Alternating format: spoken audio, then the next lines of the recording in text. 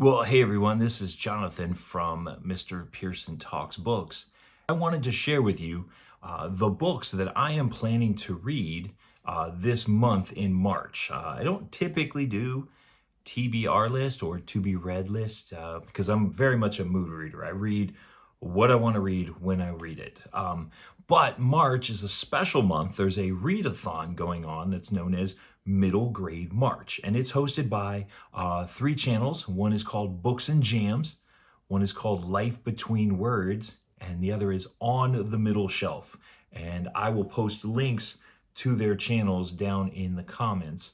But every year for Middle Grade March, I think they've done it for about 8 years now, I believe, they come up with a series of reading prompts for people to choose their books in accordance with.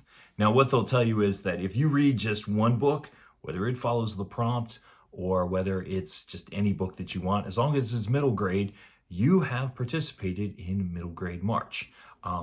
But they do come up with some prompts to help you decide what books you want to read. So I watched the video and I listened to it and I said, you know what, that sounds like fun. Let me put together a list of books that I would like to read for Middle Grade March. So the prompts are, number one, an author with 3 names. So one of my favorite science fiction authors, he doesn't write middle grade, but he has 3 names, is John Jackson Miller. So his books, if they were middle grade, would qualify. Some people are doing like first initial, middle initial, last name counts. Yeah, you can kind of play fast and loose with these rules. No one's going to kick you out of the Middle Grade March Club if you don't follow them exactly. Second one is books with a flower on the cover. The third one is a book from a series, whether that's a series that you're beginning. And in middle grade, there are lots of series you can choose from. Or it could be a series that you're already through, as you'll see from my choice here in a moment. A book about travel, and a book from the 1900s. And I have to tell you, saying a book from the 1900s sounds so ancient, particularly because I was born in the 1900s, and that hurts my heart here. Let me share with you the books that I am going to be working my way through this month in Middle Grade March that follow the prompt. The first one is the author with 3 names. And I'm actually doing 2 books in this particular one. The We Dream of Space by Erin Entrada Kelly. It was a Newbery honor winner not too long ago. And actually, Miss Kelly, she actually just won the Newbery Award for The First State of Being. Her second time doing that. She's won that before as well.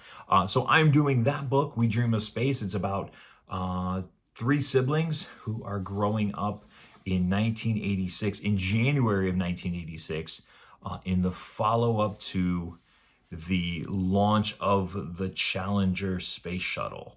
I believe I was in 1st or 2nd grade when that happened, and if you know history, you know that was a bit of a tragedy. So this is a leading up to that.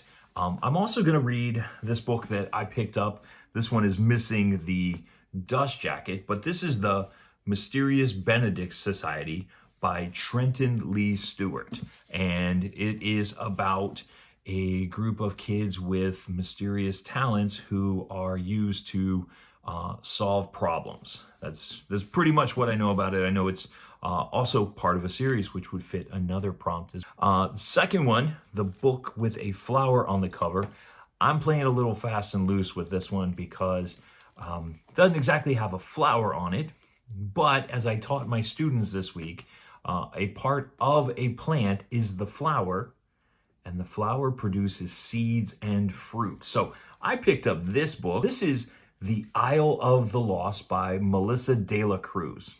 Now, my daughter loves the movies The Descendants, and this is the book that the movies are based off of. So it's kind of a flip on fairy tales, and deals with the children of the villains from many of your favorite Disney movies. Okay, book in a series. Actually, let me reach up and grab it here. It's on my shelf. The book I chose for book in a series, other than the Mysterious Benedict Society, and another book you'll see here in a moment, is I have Harry Potter and the Goblet of Fire. My copy's been well loved, in case you can't tell. So I am continuing my read through of all of the Harry Potter books. I am on book 4 at this point. Probably, given the size of this thing, I'm going to wait a little bit to read it, maybe toward the end of the month, get through the other books in the prompt first, and then go to it.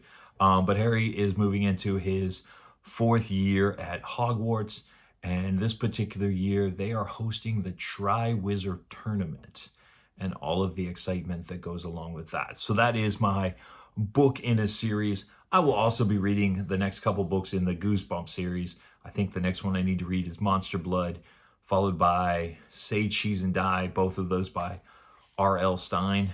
And so that would be included as well. Number 4, the fourth prompt is book about travel. And I really struggled with this one, which one I was going to do.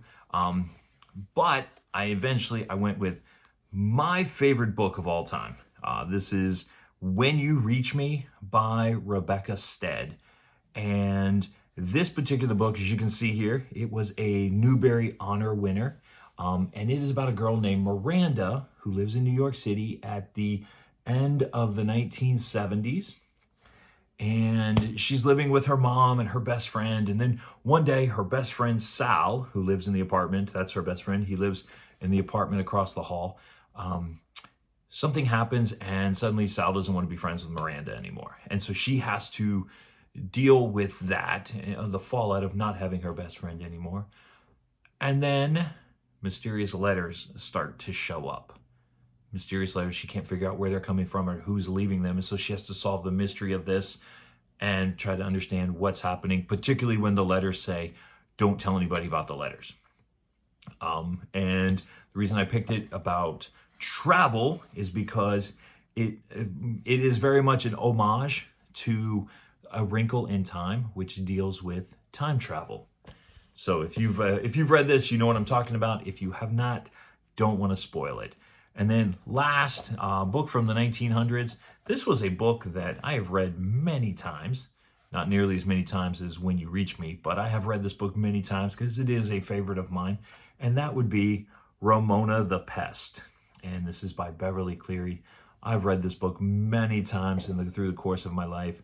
I've shared it with students because it is such a wonderful, fun book. And this is technically it's the first one I ever read. It's the second one in the series, Beezus and Ramona, about Ramona when she is about 4. It's more about her big sister than it is Ramona. But this is Ramona going to kindergarten and learning how to navigate in a world that isn't always easy to understand. Particularly if you've read this, you know, first chapter, words can be challenging and sometimes lead to confusion. So those are my reads for middle grade March. I would love to hear what you are reading for middle grade March if you are participating. One thing I forgot to mention is that the ladies that are hosting middle grade March, they also have 2 group reads that you are welcome to participate in. And the first one is a book called Moon Garden, which is kind of a science fiction retelling of the book The Secret Garden.